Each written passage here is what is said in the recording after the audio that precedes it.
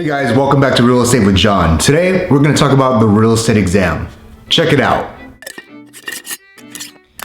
Today, we're going to talk about basically the real estate exam, how many questions are on it, how much time you get to pass it, what's allowed, the score to get to pass the test, which luckily is only 70%, so it's not too bad. But there's about 150 questions on the test, all multiple choice luckily, so it's not too crazy. You get about 3 hours to complete it, which should be plenty of time for most people. 3 hours is quite a long time to take a test. Just like most tests, you're not allowed to bring any materials in there. You can't bring your smartwatch, your phone, your iPhone.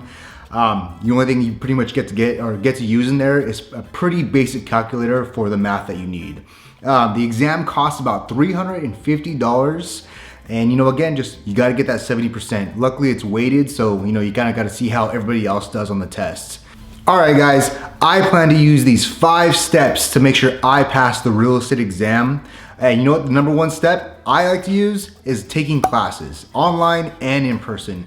I'm a networking kind of person, I'm a people person, I love talking to people. So my number 1 go-to is to make sure I attend a class in person. I have a lot of questions and I wanna make sure I'm able to ask them to somebody who's a professional, someone who actually uses all of this information that they're sharing with us. Or the second step I plan on using to pass the real estate exam is to find a study buddy, to find a study group. And that's why I want to go ahead and go in person to these classes so I can meet people, make a study buddy, make somebody who knows maybe a little bit more than I do, or maybe there's a group already forming that they can ask questions to each other, kind of test each other out, use flashcards with each other, just keep each other accountable, which is the number 1 thing I need to pass this test. Step number 3 that I'm gonna go ahead and take to make sure I pass this real estate exam is consistently studying.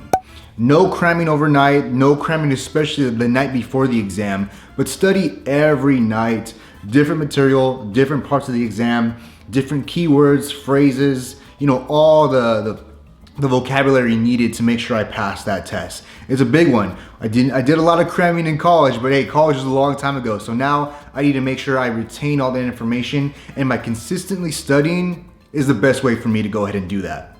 Number 4, for me to go ahead and make sure I pass this real estate exam is to find a mentor, find a role model, find someone who's been in the business for years already, who can pass their experience on to me, pass that information of the mistakes, the successes, and things that just didn't work.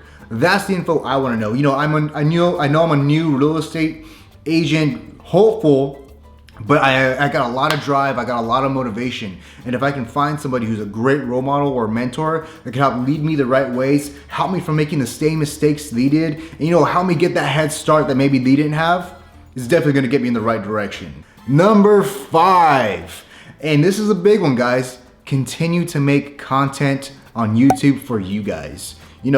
Making content makes me study it, makes me research it, makes me make sure I know the information. In case you guys throw questions in the comments down below, let me know, guys. Like I said, making content for you is a new thing for me, and by making each new video requires me to make sure I do the studying, make sure I know the information, make sure I know as much as I can so I don't give any incorrect information to you guys. And that's a big one. Whatever I learn, I wanna make sure I give it to all of my followers, everybody who subscribes. Oh, on that note, don't forget to like and subscribe right below, guys.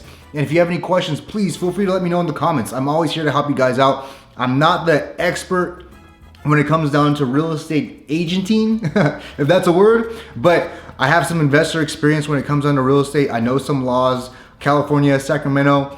But if you guys have any questions, please let me know below down in the comments. I'm always here to help you guys out in any way I can. All right, and so that was my 5 steps that I'm gonna go ahead and use to make sure I pass this real estate exam. I had some great information in the beginning of the video. It's just some quick tips on all the info that has to do with the exam, how much it costs, how long you get, what type of questions, and how many questions. So if you have any more questions for me, please guys, let me know. I'm always here to help out anybody I can. So hey, I'll see you guys in the next video.